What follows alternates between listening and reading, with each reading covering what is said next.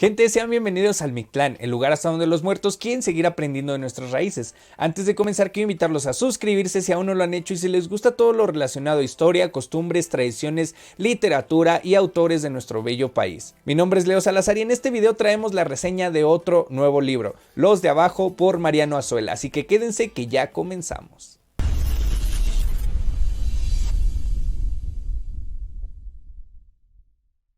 Vamos a comenzar hablando acerca del autor. Mariano Azuela fue un médico que trabajó en las fuerzas revolucionarias de Pancho Villa. Primero era estudiante, después ya se graduó como médico, pero tiene el contexto de la época, es decir, a él nadie le contó, él vivió los mismos hechos en carne propia. Teniendo en cuenta esta información, sabemos de antemano que entonces lo que está plasmado aquí en la novela se acerca lo más posible a la realidad de la Revolución Mexicana en ese tiempo. Hablemos ahora de la trama. La historia sigue a un tal Demetrio Macías, un personaje que se ve obligado a abandonar su hogar porque lo persiguen los federales. Conforme avanza la historia nos damos cuenta de por qué lo están persiguiendo, y es que fueron órdenes del cacique del pueblo, que se llama Don Mónico. A este hombre Demetrio Macías lo acompaña muchísima gente y le es muy leal. Todos los personajes que acompañan a Demetrio Macías tienen apodos, la Codorniz, el Manteca, Pancracio. Eso nos deja ver el trasfondo social que había en esa época, todos se llamaban por apodos, incluso Doroteo Arango, que era Pancho Villa. Entonces, cuando Demetrio tiene que huir, se van a la sierra, a las montañas, donde estos personajes conocen muy bien ese relieve, lo conocen a la perfección, que siendo ellos aproximadamente 13 personas pueden darle batalla a muchísimos federales. Y es que así comienza la novela y por eso tomamos el nombre de Los de Abajo. Ellos están en la montaña, en la sierra, y les disparan a los federales que están abajo. Demetrio Macías da órdenes a los de abajo, a los de abajo. Y de ahí sale ese nombre. Posteriormente lo veremos porque al final de nuevo vemos este acontecimiento de la sierra, pero de manera diferente. Entonces en esa batalla Demetrio queda muy mal herido y van a parar a un pueblo con una señora quien se hace cargo de los cuidados de Demetrio Macías, ya que fue herido en la batalla anterior. Ahí Demetrio conoce a una linda chica llamada Camila, una muchachita de tez morena y que no rebasaba la edad de los 22 años, era muy joven. Entonces mientras se está curando Demetrio Macías, los hombres se quedan ahí en el pueblo. Y aquí aparece un personaje principal que nos va a guiar durante toda la historia. Se llama Luis Cervantes. Aparece Luis Cervantes como un estudiante de medicina y quiere unirse a Demetrio Macías y sus hombres. El Manteca, Pancracio y los hombres de Demetrio Macías no le tienen nada de confianza a este Luis Cervantes, tanto que le apodan el Curro. Entonces Luis Cervantes se ofrece a curar la herida de Demetrio Macías, ya que había estado muchos meses así. Camila lo atendía, mucho ojo porque después Camila juega un rol principal en la trama del libro. Entonces Demetrio Macías muy inteligentemente piensa una estrategia para ver si es de fiar este Curro, este Luis Cervantes. Y le ordena a uno de sus hombres que vaya por la sotana del padre, técnicamente robe la sotana del padre y se haga pasar por el sacerdote. Y que le digan a Luis Cervantes que lo van a matar, que lo van a fusilar, que se tiene que confesar. Entonces por medio de la confesión iban a sacar sus verdaderas intenciones de Luis Cervantes. Pero Luis Cervantes en la confesión dijo lo mismo que les había dicho desde que los conoció, que él quería unirse a la causa revolucionaria. Es así que probando las intenciones de Luis Cervantes, Demetrio Macías permite que se una a su cruzada y permite también que le cure sus heridas. Sin embargo, Demetrio y sus hombres solo habían estado escapando de los federales y luchando en contra de ellos. No tenían ninguna intención de unirse a la causa revolucionaria. Es ahí cuando Luis Cervantes les habla de todo este movimiento revolucionario y él los confunde con revolucionarios, pero realmente no eran revolucionarios. Entonces Luis Cervantes le mete la idea a Demetrio Macías de querer unirse a esta revolución, ya que le comienza a contar sobre los ideales, sobre lo que se busca con esta llamada revolución, y pues a Demetrio Macías le convence, se lo propone a sus hombres y todos aceptan. Entonces van en búsqueda de un general llamado Pánfilo Nátera. Este Pánfilo Nátera es un subordinado de la división del norte de Pancho Villa. Entonces en el camino van logrando hazañas, van derrotando federales, incluso con muy pocos hombres derrotan a varios federales en un pueblito. Y nos habla acerca de la diversión, las cantinas. Ahí conoce a una mujer llamada La Pintada, Demetrio Macías la conoce. Entonces esta mujer se vuelve su amante. Y bueno, regresando un poquito, cuando se van de esa casa, a Demetrio Macías le gustó mucho Camila.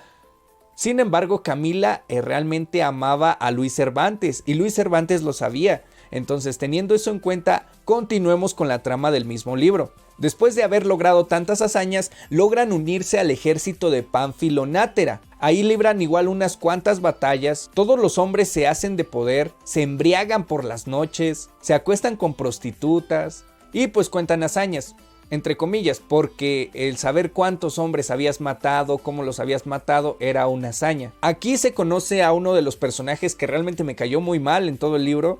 El Güero Margarito es una clase de hombre despreciable que no le importa hacer sufrir a las demás personas, le da placer sufrir a las demás personas, tal vez hasta sea un psicópata, un sociópata, pero es un desgraciado. El libro está dividido en 3 capítulos. El primero se trata del ascenso de Demetrio Macías y sus hombres, el segundo de la estadía de poder cuando ya conocen a Pánfilo Nátera, y el tercero es la decadencia. Y es que al estar lleno de tantos lujos, de tantos placeres, de tanta sangre, de tanta guerra e incertidumbre, pues los muchachos perdieron la noción del por qué se estaba peleando. Tanto así que Luis Cervantes empieza a generar una atracción por el dinero, por las joyas. Incluso le dice a Demetrio Macías: toma, ahorita que sale el sol, después mañana no va a salir el sol. Y Demetrio Macías le dice: no, yo no quiero nada de estas joyas, lo que yo quiero es una buena mujer y un buen tequila, o algo así le dice. Entonces a Luis Cervantes se le ocurre la brillante idea de ir por Camila al pueblo donde la habían dejado, ¿no? Y pues la muchachita aceptó rotundamente porque pensaba que el enamorado era Luis Cervantes. Luis Cervantes la engañó para poder llevarla con Demetrio Macías. Esto pasó sin pena ni gloria, ya que estando allá con Demetrio Macías, la muchachita le empieza a agarrar cariño a Demetrio. Incluso hay una frase que no se me va a olvidar de aquí del libro que dice: yo le tengo voluntad. Hablando con ese lenguaje coloquial con el que hablamos el pueblo de México, aún todavía hasta nuestros tiempos. Pero eso vamos a hablarlo más adelante con el análisis literario. Bueno, entonces tan perdidos todos de la causa revolucionaria que el golpe que les da en el corazón es que Pancho Villa ha sido derrotado. Nos habla acerca de la convención de Aguascalientes, de cómo se estaba buscando un pacto, y Demetrio Macías dice: yo no entiendo de diplomacia, yo no sé qué son esas cosas, yo solo quiero terminar la revolución y ganar. Pero después, cuando cae Pancho Villa, cuando es derrotado Pancho Villa, todos los hombres de este ejército de la División del Norte, los hombres de Pánfilo Nátera, los de Demetrio Macías, los del Güero Margarito, todos se sienten tristes porque se les ha caído un héroe. Ellos lo consideraban su Napoleón mexicano, casi hasta una divinidad en la batalla, porque según era un gran estratega. Entonces nadie se la cree cuando de verdad es derrotado Pancho Villa. Aquí empieza la decadencia de los personajes, y es que de un momento a otro pasamos a una escena donde Luis Cervantes le está escribiendo la carta a uno de los hombres de Demetrio Macías, y en esa misma carta le habla que él ya está en Texas. Le dice: oye, vamos a poner un negocio, vente para acá, eso de la revolución ya está perdido, ¿recuerdas cómo se mataron entre Pancracio y el Manteca? La verdad no recuerdo los nombres de los que se asesinaron entre ellos, no creo que sea Pancracio y el Manteca, pero el chiste es de que se asesinan entre ellos.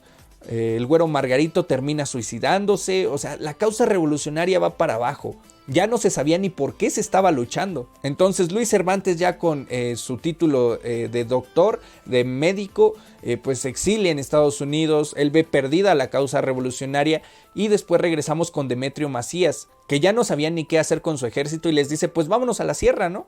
Vámonos a la sierra. Y todos gritan como si, la sierra. Recordamos el principio de la historia. Aquí es donde comienza la historia, en la sierra. Y entonces todos vamos para la sierra, y todos gritaban como si la sierra fuera un lugar paradisiaco, como si fuera el paraíso. Todos se alegraban, ¿no? Y bueno, les voy a contar el final, porque si están viendo este video quiere decir que ya leyeron el libro o que no piensan leerlo. Por eso les puse aquí en el título del video que era el resumen. Y bueno, Demetrio Macías y sus pocos hombres que le quedan van rumbo a la sierra, donde supuestamente la conocen muy bien, pero oh sorpresa, no la conocían tan bien, porque se recuerdan la primera escena donde está Demetrio Macías y sus hombres disparándole a los federales hacia abajo. Pues ellos son emboscados ahora no son los federales, ahora son ellos los que son emboscados. Y entonces los federales tiran desde arriba a los de abajo, ahora ellos son los de abajo. Y cada uno va cayendo como mosca. Demetrio Macías ve a sus hombres, ve caerlos poco a poco mientras él solo dispara hacia arriba. Y ahí termina la historia. Por eso el título de la novela, Los de Abajo. Ahora hablemos un poco del análisis literario y de cómo está escrita la novela. El lenguaje en el que está escrito es riquísimo, es muy adornado, muy barroco, el narrador habla muy adornado, pero cuando son los diálogos, cuando le toca hablar a los personajes, el lenguaje es más pueblerino, es más del pueblo de México, del lenguaje que hablamos día a día. Algo así como lo que hasta la fecha podemos escuchar en nuestros pueblos, en nuestras rancherías, en el campo, hablar a la gente. El libro tiene una combinación perfecta y es que usa dos lenguajes. El lenguaje común, el del pueblo, el que usamos todos como si habláramos común y corriente, y un lenguaje más adornado, un lenguaje barroco.